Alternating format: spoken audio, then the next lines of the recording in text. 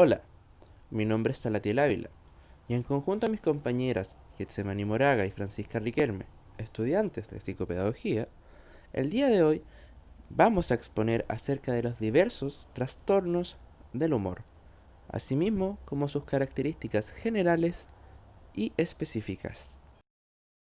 En varias ocasiones hemos llegado a sentirnos muy decaídos, sin alguna explicación, o bien aún teniendo una explicación, nos vamos decayendo más y más, sin saber exactamente el por qué estamos así, y es por ello que lo más sano para nosotros es acudir a un especialista en la salud mental, ya que nuestra salud mental es importante y es necesario hablar acerca de los diversos trastornos del humor que se pueden presentar comúnmente, que se deben tratar de la manera correcta y debida. Es por ello que el día de hoy daremos a conocer tres diagnósticos acerca del trastorno del humor. En primer lugar, definiremos qué son los trastornos del humor, los cuales se definen como trastornos en los cuales existe una perturbación bastante alterada de lo que es el humor y o la afectividad, lo cual comúnmente suele llevar a la depresión o a la euforia. Estos cambios de humor, por lo general, suelen afectar a lo que es la actividad de la persona, donde por lo general se nota un claro desánimo y desapego de sus actividades diarias. Estos trastornos tienden a ser provocados debido a situaciones altamente relacionadas con el estrés que vive la persona. En nuestro país se han realizado estudios los cuales han demostrado que un alto porcentaje de jóvenes y adolescentes padecen alguno de estos trastornos y están debidamente diagnosticados por algún médico. Eso sumado a que cifras de años anteriores, por ejemplo en el 2009, indicaban que aproximadamente un 26,4% de los decesos o causas de muerte se debían a el suicidio, lo cual es una cifra alarmante a pesar de su antigüedad, porque el día de hoy sigue existiendo gente que prefiere no buscar ayuda debido a varios prejuicios o por la situación económica que viven las familias en nuestro país. Maníaco es un estado de ánimo que es anormalmente elevado y es muy fácil de detectar. Este periodo puede estar, eh, tiene una duración mínima de 5 días y se presenta con la disminución de la necesidad del sueño, que el paciente habla mucho más de lo habitual, pensamientos acelerados, se distraen fácilmente por cosas sin importancia, hay una mayor concentración en lograr proyectos personales y laborales y la participación en actividades irresponsables como puede ser el aumento de la actividad sexual, hacer transacciones financieras imprudentes o gastar dinero en una cantidad muy grande. Esta conducta es lo suficientemente grave como para provocar una incapacidad en el desempeño laboral y social de la persona y por lo tanto muchas veces se necesita hospitalización para estas conductas, para que el paciente no vaya a hacerse daño, a hacerle daño a los demás. Y esta condición también puede provocar psicosis. Hipomanía. La diferencia de la manía y de la hipomanía es que la hipomanía solo es una versión menos extrema de la manía y no presenta síntomas psicóticos, por lo tanto tampoco es peligroso para el paciente estar en un episodio hipomaníaco. Un episodio de hipomanía no es un trastorno, un diagnóstico médico y se encuentra comúnmente en el trastorno bipolar tipo 2. Los episodios de hipomaníacos también pueden presentarse en la ciclotimia o un trastorno ciclotímico. Los síntomas de la hipomanía se presenta una leve elevación del humor debido al incremento de la actividad física, se presenta una reducción de la necesidad del sueño y un incremento de la sociabilidad. Como lo dije, la hipomanía solo es un estado de manía mucho menos grave que no presenta síntomas psicóticos, pero sí presenta los mismos síntomas que puede ser una hipomanía, pero eso también combinándolo con una depresión. Manía con síntomas psicóticos. Hay delirios de grandeza, se empiezan a presentar alucinaciones auditivas. El exceso de la actividad motriz obstaculiza la comunicación con el paciente. Es una forma de manía más grave, donde aparecen ideas delirantes con fuga de ideas y logorrea que pueden hacer incomprensible el lenguaje. Las ideas delirantes y las alucinaciones pueden clasificarse de congruentes y no congruentes con el estado de ánimo, y por lo tanto al estar en una manía con síntomas psicóticos se necesita también una hospitalización. Manía sin síntomas psicóticos. Se ve un incremento considerable tanto en la euforia como en la energía que presenta el paciente. Exceso de confianza en sí mismo y se presentan problemas de atención severos. Debe durar al menos una semana y debe ser lo suficientemente grave como para alterar la vida laboral y social del paciente. Solo no tendría síntomas psicóticos, por lo tanto no tendría la categoría de hipomanía, puesto que los síntomas igual son más fuertes y esto sería una manía y de igual manera se necesitaría hospitalización. Bueno, en esta parte de la diapositiva les voy a hablar sobre el trastorno afectivo bipolar. Este se caracteriza por presentar 2 o más episodios donde el humor del paciente se encuentra altamente alterado. En algunas ocasiones se eleva el humor del paciente y su energía, y esto se podría llamar hipomanía o manía. Y en otros casos, el decaimiento del humor y también una disminución de la energía. Esto se podría llamar depresión. También cuenta con tipo de trastornos afectivos bipolar. Bueno, aquí les voy a dar algunas definiciones de los trastornos afectivos, como el episodio maníaco sin síntomas psicóticos. En este caso se cumple con los criterios generales del episodio depresivo, como ausencia de deliraciones o ideas delirantes. También hablamos sobre el episodio hipomaníaco. Este igual es un trastorno afectivo bipolar.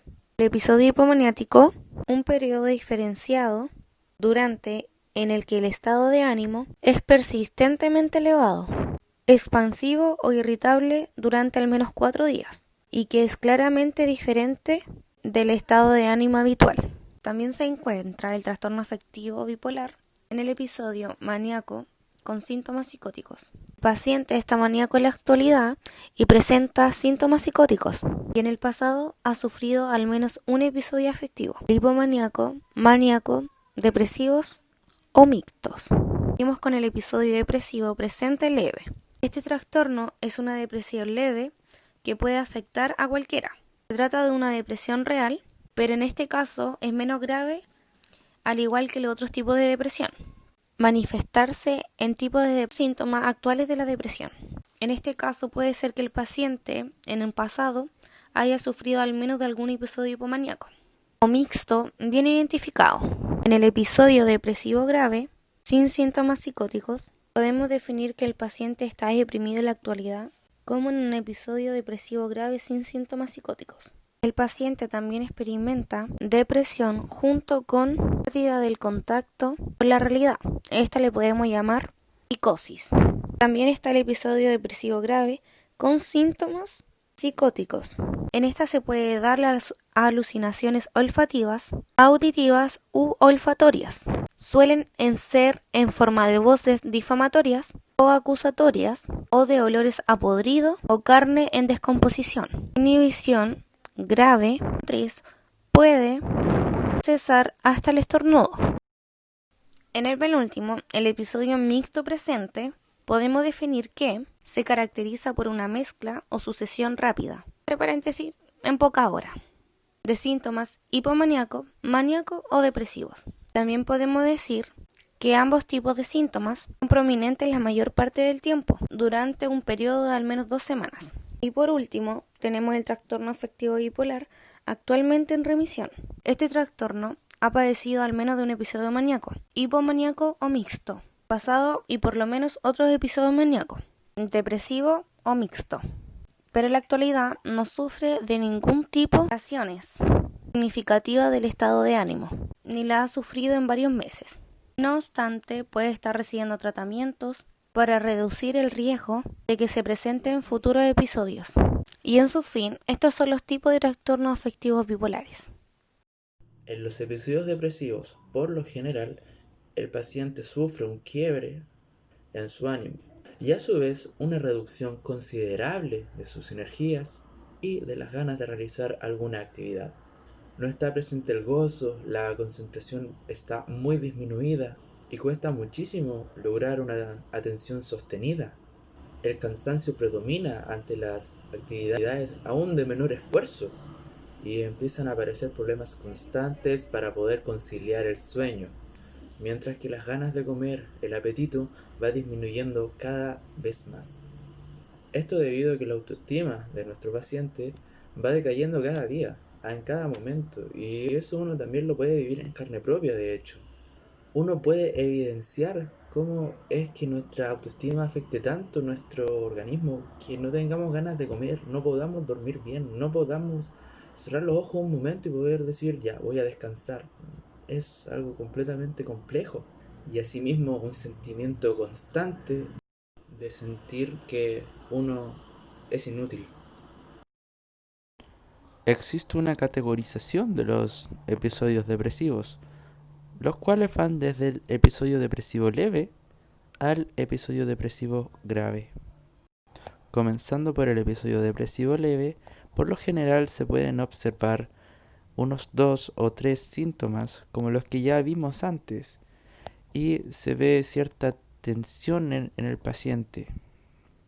Sin embargo, esto no le es de gran complejidad para así realizar casi la totalidad de sus actividades diarias. En lo que respecta del episodio depresivo moderado, se pueden apreciar comúnmente entre 4 o más síntomas como los que ya hemos mencionado antes.